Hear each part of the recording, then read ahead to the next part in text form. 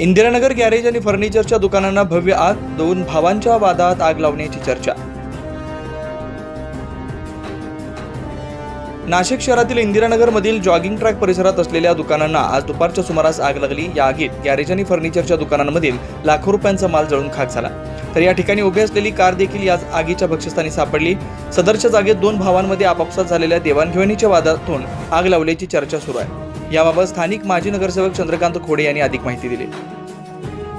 ही आग जी आहे ही मी स्थानिक नगरसेवक आहे, मला इथं अशी माहिती मिळाली आहे की देवाणघेवाणीवरून यांची काहीतरी भानगड झाली आहे आणि कोणीतरी एक ज्वलनशील पात्र टाकून ही आग लावलेली आहे।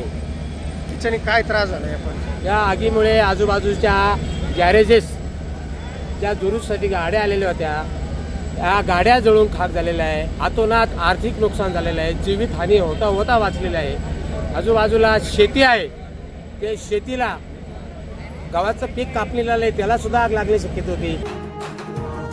आग विझवण्यासाठी अग्निशमन दलाकडून शर्थीचे प्रयत्न सुरू असून घटनास्थळी बागेंनी मोठ्या प्रमाणात गर्दी केल्याचं पाहायला मिळालं। दरम्यान याआधी बागेमध्ये मोठे फर्निचरचं दुकान आणि गॅरेज यांच्यासह छोट्या मोठ्या परिसरातील दुकान देखील जळून खाक झालेत।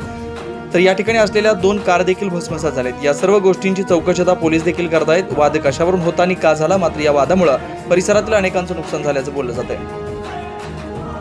9 न्यूज महाराष्ट्रासाठी प्रतिनिधी नितीन चव्हाण, नाशिक।